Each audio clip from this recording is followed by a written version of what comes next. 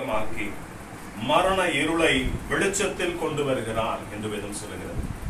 அவர் அந்தகாரத்தில் இருக்கிற ஆழங்களை வெளியரங்கமாக்கி மரண இருளை வெளிச்சத்தில் கொண்டு வருகிறார். மரணம் அது ஒரு காரிருளோடு ஒப்பிடப்படுகிறது. அது பயங்கரமான காரிருளோடு ஒப்பிடப்படுகிறது. ஒருவேளை இந்த உலகத்தில் பிறந்த எந்த மனுஷனும் என்ன செய்ய முடியாது, அந்த மரண இருளுக்கு தப்பிக்க முடியாத ஒரு சூழ்நிலை இருக்கலாம். எல்லாரும் அதை கடந்து போகிற ஒரு சூழ்நிலை வரும். எல்லாரும் அப்பொழுது பாத்தீங்கன்னா ஏதோ ஒரு காரிருள் சூழ்ந்தது போல சிலர் திகில் அடைவாங்க. அப்படிலாம் இருக்கும், உண்மைதான். அந்த மரண இருளை கூட வேதம் சொல்கிறது, அதை வெளிச்சமாக்குகிற கர்த்தர் நமக்கு ஒருவர் உண்டு. அதை வெளிச்சமாக்குகிற கர்த்தர் நமக்கு ஒருவர் உண்டு. சில நேரங்கள்ல பூமியில வாழ்ந்து கொண்டு இருக்கும் போதே ஏதோ நாங்க மரண இருளுக்குள்ள சிக்கி கொண்டதை போல இருக்கிறது. எங்கள் சூழ்நிலை எப்படி இருக்கிறது அப்படின்னா ஒரு மரண இருளுக்குள்ள சிக்கி கொண்டது போல இருக்கிறது. அன்பிற்குரியவர்களே, உங்களுக்கு தான் இந்த வார்த்தை என்னவென்றால், இதோ மரண இருளை வெளிச்சமாக்குகிறார் என்று சொல்லி வேதம் சொல்கிறது. எல்லா மரண இருளான காரியங்களையும் அவர் வெளிச்சத்திலே கொண்டு வருவார், அதை வெளிச்சமாக்குவார். அப்படின்னா என்ன அர்த்தம்? அந்த மரண இருள் நீங்கி போகும். இதைத்தான் சங்கீதக்காரர் சொல்கிறார், அந்த மரண இருளின் பள்ளத்தாக்கிலே நடந்தாலும் பொல்லாப்புக்கு பயப்படே. ஏன் தெரியுமா?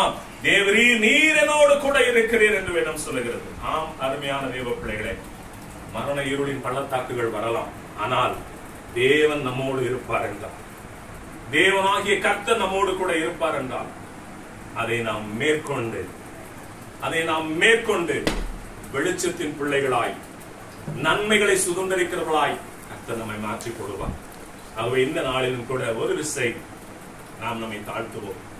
ஒருவேளை நான் இன்னும் கர்த்தருக்குள்ள இன்னும் ஒரு முழுமையான அர்ப்பணிப்போட நான் வாழல, ஒருவேளை இன்னும் நான் ரட்சிப்பின் அனுபவம் எனக்கு தெரியல அப்படின்னு சொல்லிட்டு யாராவது இருப்பீங்க அப்படின்னா, இந்த நாளுல நீங்க ஒப்புக்கொடுங்க. இந்த நாளுல நீங்க உங்களை ஒப்புக்கொடுங்க. கர்த்தர் உங்களோடு பேசுகிறார் நீங்க விசுவாசிச்சீங்க, அந்த வசனத்தின் மூலமாய் பேசுகிறார் என்று விசுவாசித்தீர்கள் என்றால் இந்த நாளில் ஒப்புக்கொள்ளும். நிச்சயமாகவே ஹல்லேலூயா, ஒரு பெரிய விடுதலையை, ஒரு பெரிய மாற்றத்தை உங்கள் வாழ்க்கையிலே காண்பீர்கள். ஒரு பெரிய விடுதலையை, ஒரு பெரிய மாற்றத்தை உங்கள் வாழ்க்கையிலே காண்பீர்கள்.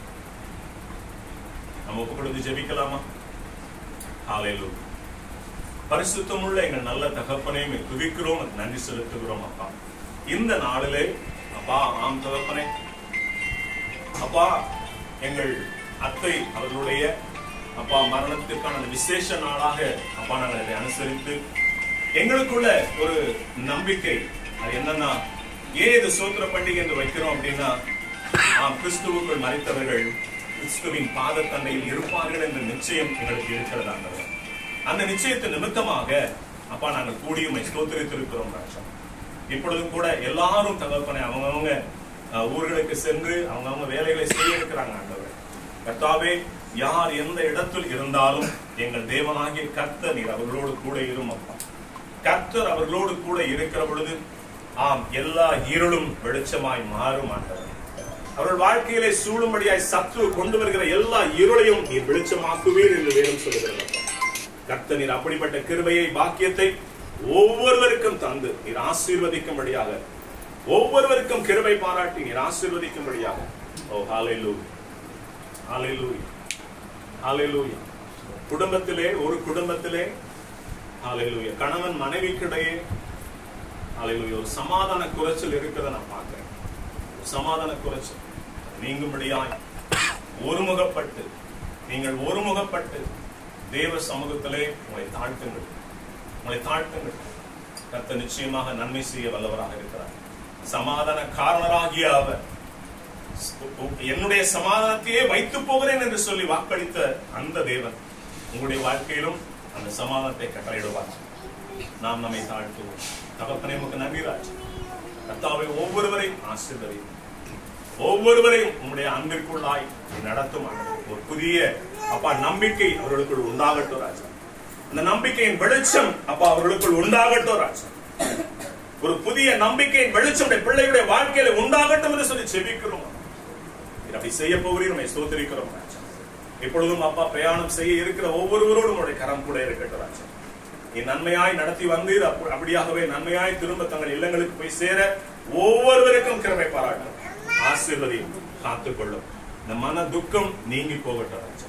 ஒருவேளை தாயை இழந்த நிலையில அப்பா, ஒரு மாமியார் அத்தையை இழந்த நிலையில, இன்னும் கூட பிறந்தவங்களை இழந்த நிலைமையில இருக்கிற ஒவ்வொருவரும் ஆண்டவரே அவர்களுக்குள் ஆறுதல் உண்டாகும்படி, அவர்களுக்குள் ஆறுதல் உண்டாகும்படி நாங்கள் செபிக்கிறோம்.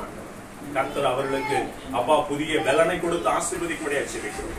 நாம மாத்திரம் மகிமைப்படுவதாக இயேசு ரட்சகரின் நாமத்தில் ஜெபிக்கிறோம் எங்கள் ஜீவனுள்ள நல்ல பிதாவே, ஆமென்.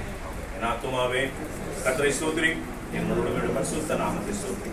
என் ஆத்துமாவே கர்த்தரை ஸ்தோத்திரி, கர்த்தர் செய்த சகல உபகாரங்களை மறவாதே.